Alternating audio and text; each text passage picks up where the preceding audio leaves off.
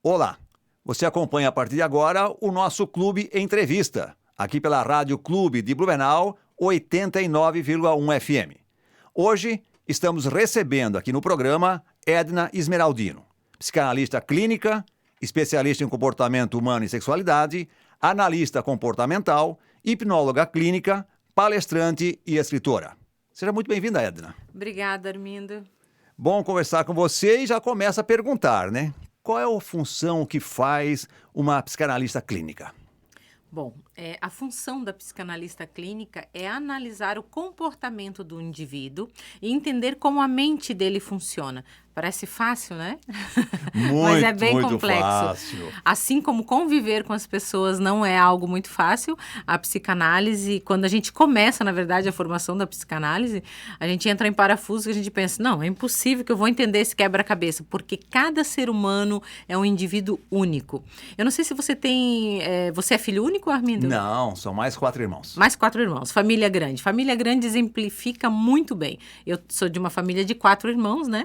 E cada filho, se você for perguntar uma história, um fato, narrar um acontecimento que houve na família, cada filho vai contar essa história de um jeito diferente. Né? E cada um de vocês tem uma personalidade diferente. E eu não sei você, mas eu às vezes me pergunto, falo, não é possível me trocar na maternidade? Não sou dessa família. Porque às vezes a gente tem uma postura em algum determinado assunto que a família pensa completamente diferente. E aí aquilo nos incomoda e tal, mas na verdade são indivíduos que interpretam o mesmo fato de uma forma diferente. Então o psicanalista, ele é responsável por estudar esse comportamento e entender a mente, o comportamento e ajudar o indivíduo a mudar o que ele gostaria de mudar. Agora, por que o ser humano é tão complicado, hein? Porque a princípio era pra ser tão fácil a nossa vida, né? Dizem que Adão estava feliz no paraíso, né? Vivendo lá muito bem. E Deus olhou e pensou, e Deus tinha muitas responsabilidades, né? E aí ele olhou e falou, Adão tá muito tranquilão, muito relaxadão, deixa eu arrumar uma complicação aqui pro Adão, deixa eu botar mais um ser humano aqui, né? Aí ele criou a mulher e botou a mulher lá no paraíso junto. E dizem que foi a partir dali que começaram os problemas das pessoas. Mas que era para ser solução, né? Porque o que eu imagino que a gente acompanha, a gente fala com as pessoas, o que as pessoas querem da vida? O meu sonho é ter 18 anos para ter habilitação, comprar meu carrinho e minha moto. Beleza. Ele chega aos 18 anos, muitas vezes consegue a habilitação, o carro ou a moto, né? Nem que for uma bicicleta. Sim. Agora, meu sonho é poder construir uma família. Eu quero encontrar uma mulher que eu ame, ou um homem que eu ame, quero casar e ter filhos e com isso construir uma família. Ele vai lá, consegue. Ele consegue um namorado, casa, construi a família, né? Pronto. Devia ser a felicidade. Sim, deveria ser o auge. O auge da felicidade. Mas ao contrário não é. Aí acontecem desavenças, essa briga, a questão de dinheiro, a ganância muitas vezes por crescimento, né, pessoal e profissional e financeiro. Quer dizer, e torna-se um inferno a vida das pessoas muitas vezes. Na verdade, o sonho de todo ser humano é ser feliz, né? Tudo que nós fazemos é para ser feliz. E o ser humano também ele tem uma necessidade de descobrir qual é o seu propósito na vida. Deixa eu perguntar para você, Vogue. Vou trocar o papel aqui. Vou entrevistar o Vogue. Você tem um propósito na vida? Você sabe qual é o seu propósito de vida? Eu já tive vários. Hoje eu tenho meus que são meus netos. Que legal, bacana. Mas tu sabes que é uma questão que cada indivíduo que senta na minha frente, é a segunda, terceira pergunta que eu faço para ele. Você sabe qual é o seu propósito na vida? E muitas vezes o próprio paciente chega, senta na frente e fala, olha, eu não tenho um propósito na vida, eu não sei qual é o meu propósito. Eu estou aqui porque eu quero que você me ajude a descobrir qual é o meu propósito. Tem isso, então? As pessoas não saberem o que é da vida? E existe uma cobrança da sociedade, né? Você precisa saber qual é o teu propósito na vida.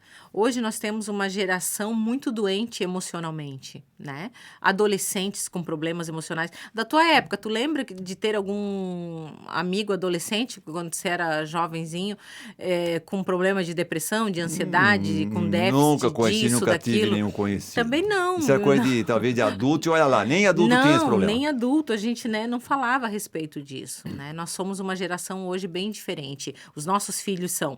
E hoje é uma geração completamente deprimida, que fica muito no videogame, no celular. E se você perguntar para essa geração, eles não sabem qual é o propósito. Não sabem para que nasceram.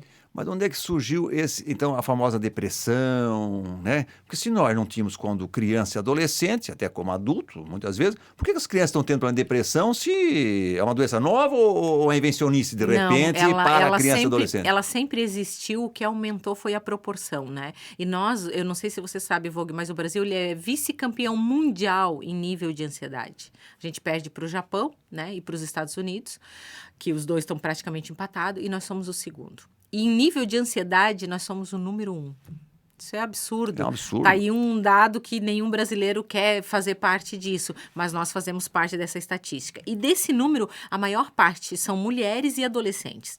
E os adolescentes, o que mais acontece? As mães vêm até mim ou para buscar ajuda para lidar com o filho, ou trazem o filho para que a gente resolva, né, o BO, como se diz.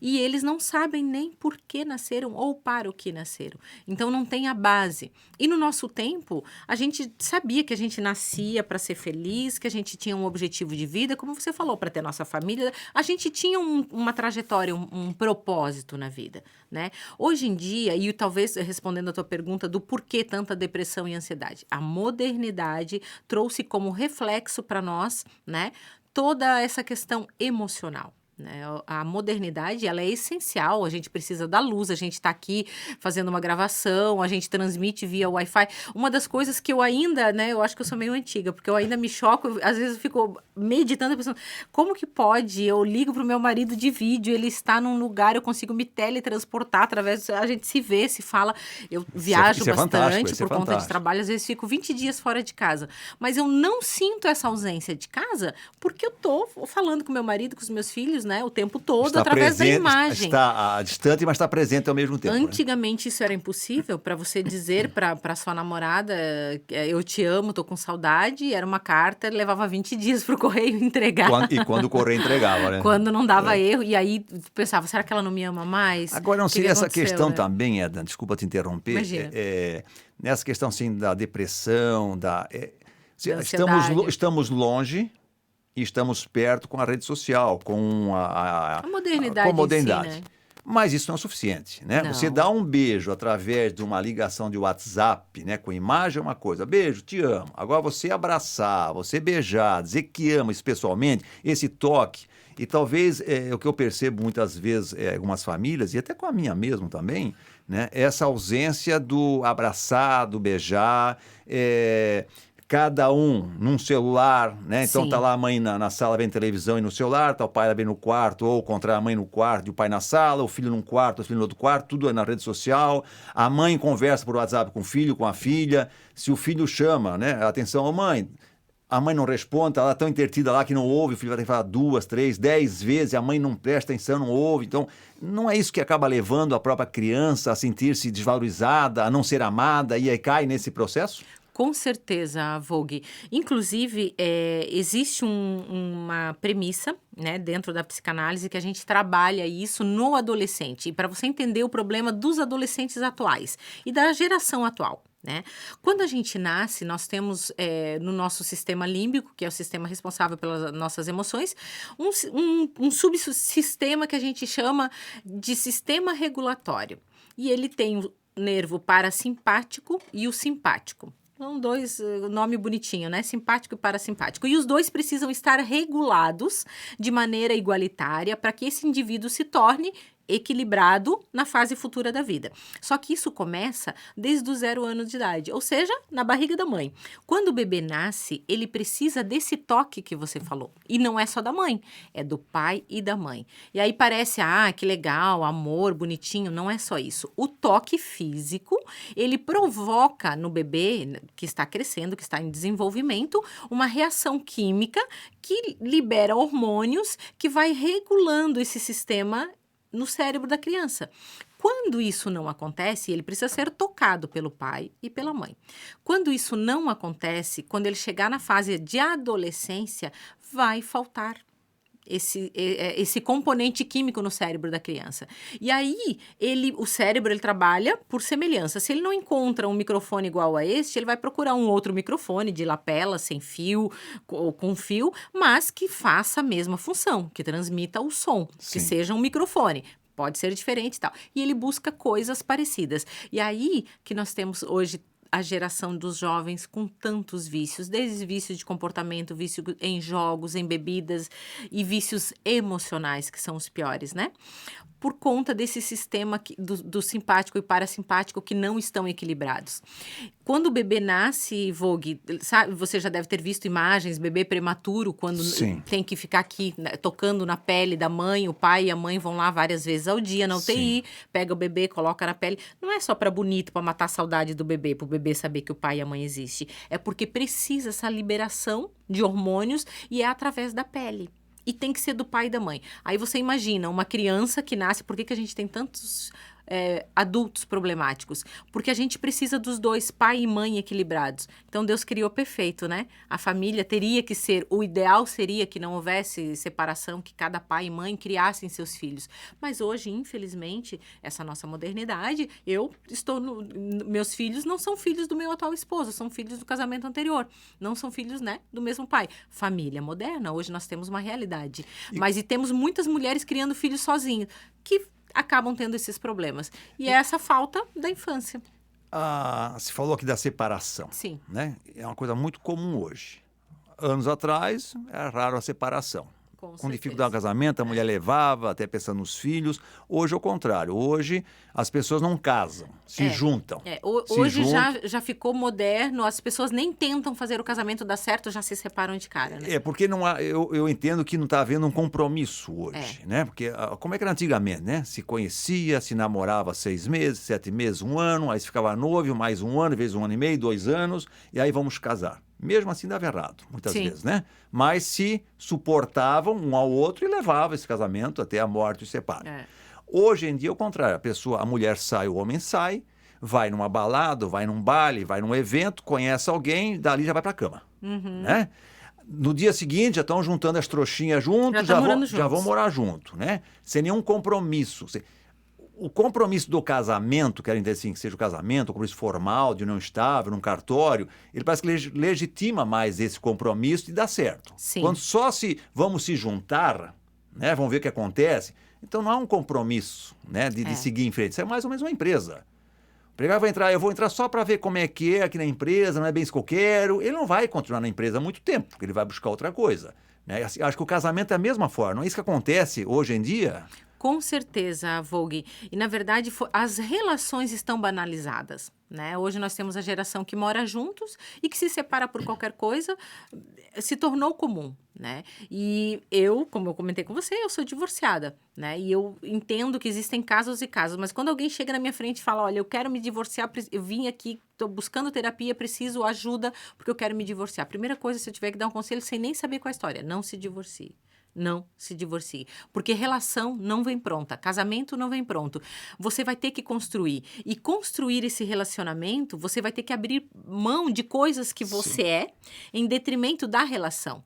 Né? E até que você aprenda sobre isso, não adianta você trocar de parceiro. A gente fica na doce ilusão de que vou trocar o parceiro, que daí esse vai ser... Não existe ser humano perfeito. Os problemas são iguais, né? Você só vai mudar o CPF, a cor do olho, tamanho, altura, mas os problemas são os mesmos. Talvez muda o problema, mas vai continuar tendo problema. E é necessário esse ajuste, essa compreensão, esse comprometimento, que como você falou, o casar, o passar para o papel, você está assumindo um compromisso. Eu vou lutar por algo que é uma família, é um casamento. E aí você vai batalhar, dar o teu melhor em detrimento daquilo. Quando eu casei, Vogue, a segunda vez, meu pastor fez uma comparação que eu acho incrível, eu falo sempre. Ele disse assim, que o casamento, ele é uma viagem que ambos vão fazer e vem cada um da sua casa com a sua malinha. Chega no aeroporto, vocês vão ter que deixar uma mala. Excesso de bagagem. Vocês vão ter que pegar uma mala para os dois. Então, vai ter que abrir ali, cada um vai ter que tirar o que é essencial para si e colocar nessa mala e levar. E aí ele fala, e o segredo do casamento está nessa distribuição. Porque eu vou ser simpática, vou deixar ele levar porque eu quero agradar, vou deixar ele levar mais coisas, vou tirar mais coisas minhas. Pode saber que lá na frente, quando faltar algo no relacionamento, eu vou ser a primeira a apontar o dedo e dizer, não, peraí, tu tem que fazer por mim mais porque eu deixei mais espaço na mala para você. Quem muito dá, muito cobra. Então, há necessidade de que esse relacionamento comece no equilíbrio, você abre mão de algo aqui, mas eu também abro mão aqui. O casamento não cabe egoísmo, né? Então, tem que ter esse acordo ali. Eda, nesse trabalho que você faz hoje, né, principalmente com famílias, qual é a maior demanda, qual é a maior procura, né? É a separação, ou é a criança, ou o adolescente? Qual é a maior demanda hoje que a Eda Inspirado encontra? Por incrível que pareça, Vogue, a maior demanda que eu tenho atualmente são de homens procurando se entender, porque eles estão cansados de viver uma vida frustrada, relacionamento frustrados. Alguns estão no casamento, mas não estão felizes, têm uma, duas amantes fora, né? E estão cansados de viver assim. E estão tomando a atitude de olhar para si, se conhecer, para mudar o seu comportamento. E isso tem me admirado muito, porque não é comum, tá? O mais normal é a mulher vir buscar ajuda para se entender, para se conhecer, trabalhar suas emoções. E aí a segunda maior demanda são adolescentes, né? As mães trazendo os adolescentes, olha, não conheço essa criança, não foi esse que eu eduquei, não consigo lidar com ele. Hoje tem muitos adolescentes, né, em vícios, e os pais desesperados não sabem como trabalhar, lidar com isso, e aí trazem o filho. E eu sempre digo, não precisa me trazer o filho, vem você e o marido, que este é o correto, né? Se um adolescente tem problemas, quem os criou tem problemas. Então, os problemas que os pais têm gerou aquele efeito no filho, né? Conflito para o filho. Exato, mas os pais nem sempre têm essa disposição, os dois, de querem um filho dentro do seu padrão, mas não querem fazer o que é necessário para que isso aconteça, né? Agora, Edna, você é especialista em comportamento humano e sexualidade, como eu falei aqui. Sim. Nesse caso, quando o homem procura, né, a psicanalista, né, quando ele vai buscar entender, eu quero saber do meu eu, quero saber por que eu estou aqui, né, a questão sexualidade no casamento, isso influencia muito também, ele não se descobrir, porque às vezes são duas pessoas, culturas diferentes, vezes diferença, e cada um tem suas imagens no sexo, do que imagina um casamento, que pode ter, não pode ter. A gente vê muitas pessoas com dúvidas se eu posso fazer isso no casamento, se eu não posso fazer, ainda mais quando envolve a própria igreja, sim, né? Sim. Mas se eu fizer isso lá no quarto do meu marido, é pecado, não é pecado? Essa questão também não acaba influenciando nessa questão familiar? Bastante, Vogue. Em muitos casos, na maioria eu diria que o que falta é comunicação. O casal não tem uma boa comunicação, ou seja, não tem uma boa sexualidade, e isso reflete na vida sexual. E a maioria dos homens, homem é muito prático, né? Ele prefere procurar uma outra mulher que satisfaça essa necessidade dele do que trazer o assunto para a mesa com a esposa e discutir a relação. Isso é terrível. Mas muitas vezes também é o contrário. Assim, ele quer em casa uma santa. Sim. E procura na rua uma mulher que não é santa, que faça tudo o que ele imagina lá, mas não quer fazer com a esposa em casa. Também. E a mulher gostaria de ter esse comportamento com o marido e ele não permite também. Ou até o contrário, gera né, um conflito, Vogue? né? Eu pergunto às vezes para os meus pacientes, né, homens, eu pergunto para ele assim, o que ele faz com a amante, digamos, aí ele vai me falando lá, eu vou anotando, coloco tudo no papel, trata feito uma princesa. Agora me fala como que você trata a tua esposa. Às vezes, ele nunca fez, por exemplo, tem um paciente meu que viaja sempre com a segunda, né, com a filial, como se diz. Ele nunca fez uma viagem desse nível com a esposa, uma viagem internacional. E aí ele quer que a esposa, como você falou, né, a antiga frase, né, quer uma dama na sociedade e uma outra na cama, né? Aí quer que a esposa faça os dois papéis, mas ele não faz Não por contribui. ela o que ele faz para outra. E eu vou ser bem careta aqui, de certa forma. Mas as prostitutas cobram, ou a outra. Ok, então que tal dar esse dinheiro? A mulher de hoje em dia gosta de dinheiro, sim, não de ser comprada, não de ser comprada, mas de ser valorizada, né? Meu marido sempre fala, eu brinco deles, eu falo, isto aqui é amor. Isso aqui no meu dedo, o brilhante, isso aqui é amor. Para mim, na minha linguagem, mulher gosta disso. Que só fala diga adianta, que me tem que ama, demonstrar, diga, né? mas me Mas dê. precisa demonstrar esse amor Com também, certeza. né? Só falar. É uma linguagem que a mulher aprecia. E muitas vezes ele não faz isso pela esposa ou pela companheira que ele tem, faz por uma outra. Aí a outra, claro, vai corresponder, né? Mas é muito mais fácil, altura. a outra é mais fácil também, a outra só fica com a parte boa. É que a outra dificilmente reclama, não lava a cueca, né? Enfim. Não tem que acompanhar os filhos em casa, né? Então a Exato. outra só faz papel de acompanhante mesmo, né? Aquela Exato. acompanhante, diferente da esposa, que às vezes trabalha fora de casa, chega em casa, tem seus problemas em casa também, receber tem que os olhar o filhos, contexto, acompanhar. né, Vogue? Quer dizer, é muito fácil cobrar da mulher às vezes, porque a mãe está sempre à disposição. Sim. A mulher em casa está cansado, está com dificuldade muitas vezes, né? Então, na verdade, o relacionamento ele tem que ser uma parceria, né? E hoje, infelizmente, eu digo nós, né? Porque eu também, eu tenho um filho com 25 anos e às vezes eu olhava para minha nora, namorada dele, eu falava, me desculpa porque eu criei errado. Eu criei a minha filha para ser uma boa mulher independente, meu filho para ser independente financeiramente, mas não ensinava a lavar louça. Então se torna aquele cara que quer ser servido pela mulher. E quem educou esse carinha? Justamente. Né? Então a gente estraga essa Mas geração. como você falou, né? O problema não está no filho, está nos pais que o prepararam Quem para a vida. educou, exatamente. Então você precisa ter esse conceito e conversar isso com o homem. E isso é diálogo, é relacionamento. Você chegar e dizer, olha, eu entendo que a sua mãe criou você dessa forma, mas entenda que hoje eu trabalho igual você. Eu sou mulher e olha, Vogue, que eu não lavo louça e não passo roupa, tá? Tem alguém que faça isso em casa. Mas não Mas é se fácil. não tiver, teria que fazer. Durante muito tempo eu fiz. Quando eu casei, né, com o Roberto, meu atual esposo, eu parei 2 anos para ficar em casa. E eu sabia, como eu já vinha de um relacionamento, eu já tinha 2 filhos, tal, eu sabia que se eu não fizesse esse meio de campo, não daria certo, ia ser complicado. E deu muito certo no começo, mas eu fiz durante muito tempo. E acaba sendo injusto quando a mulher tem que trabalhar fora, cuidar da casa, né? E ainda estar disponível, de bom humor e com vontade de fazer sexo. Meio difícil, né? Mas aí voltamos na questão da educação, né? Sim. Porque normalmente o homem, né? Talvez a nova geração, não sei como é que está essa questão. Mas a nossa geração, o homem não lavava a louça, não limpava a casa, Sim, não fazia nada. Não, a era mãe, coisa de mulher. A mamãe entregava a roupa lá no armário, lavadinha, passadinha. Se tivesse furinho, fazia um coceiro do lado, caiu um botão, acostava o botão. Sim. O homem não fazia nada. Chegava em casa, ia ver televisão, fazer qualquer coisa, brincar com os amiguinhos. A mulher não, ia para a cozinha, limpar a casa, lavar a roupa. Então, esse homem não espera isso da mulher com quem ele vai casar? Com certeza. Eu ainda vejo muito, Vogue, homens e mulheres que têm o hábito da mulher separar a roupa. Ele vai tomar banho, a mulher deixa lá bonitinha em cima da cama. E não estou dizendo que tá errado, tá, gente? Às vezes eu faço isso pro meu marido, até porque eu quero que ele saia bonito. Aí eu falo, vá com essa roupa. Ou se eu sei que ele vai dar uma entrevista, alguma coisa, vai na TV, eu quero que ele apareça bonitinho, senão vou dizer que eu não cuido direito dele. Aí eu falo, sugiro uma roupa.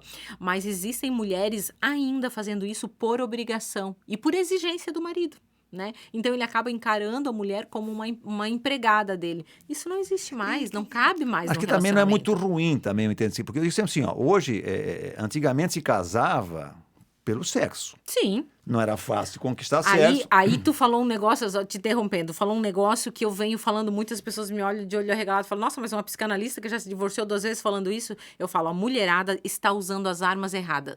Falo que o homem hoje em dia não quer casar. Claro, tem de graça. A única coisa pela qual ele casaria, para que ele vai casar? Mas eu digo assim, aí nessa questão do casamento, né? Eu falei isso já algumas vezes para algumas pretendentes que queriam namorar meu Sim. filho na época, eu dizia, olha, se é só para ir para cama, tá cheio de mulher na rua querendo ficar com meu Sim. filho e ir pra cama com ele. É simples. Agora, alguém que vai olhar por ele, vai cuidar da roupa dele, vai fazer uma boa comida pra ele, né? Isso não tem. Vai muito além, Aí, né? aí você acaba conquistando, porque assim, na hora eu vou pensar em sair dela, tá, mas quem vai cuidar da minha roupinha, quem vai fazer uma comida gostosa pra mim, quem vai dar atenção pra mim, quem vai dar o remedinho quando estiver doente, porque o homem quando fica doente é pior que criança.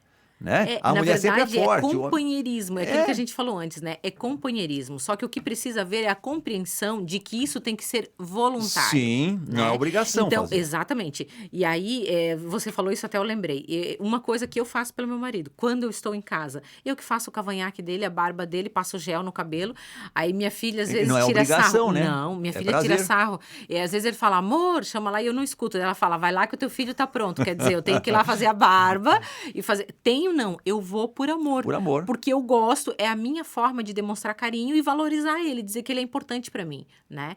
Cuidar das coisas dele e tal, mas eu faço isso por amor. E aí, obviamente, que ele corresponde, né? Porque se não correspondesse, então o que não pode existir não, é tua responsabilidade fazer isso. É uma parceria, É uma casamento, a família é uma parceria. Quanto mais a gente doa, mais a família ganha, né?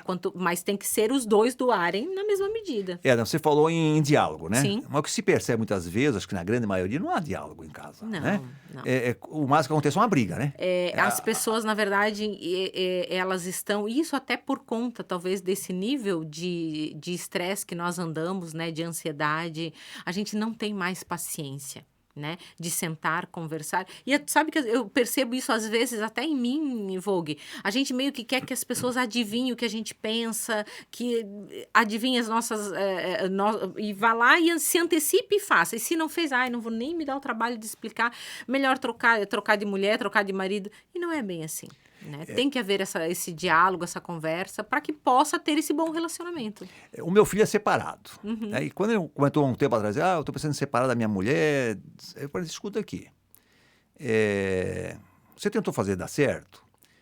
O que você encontrou nesta mulher que te fez querer amar ela e casar com ela, viver com ela e construir uma vida? Você tem 2 filhos juntos, eu falei para ele. Tinha um filho, na verdade, né? Você tinha um filho só, depois teve o segundo. Tentar ver o que tinha nela que eu achava, que eu admirava, eu queria ela perto de mim, queria casar com ela, e o que mudou de lá até hoje. E tentar corrigir essa rota, filho. Né? Não foi possível corrigir, não sei se tentou também corrigir, acabou a separação. Né? É um trauma para as crianças. Sim, né? Para todos, né? São Ninguém meus netos. casa para se separar. Então, assim, qual é a dificuldade das pessoas fazer essa visão assim?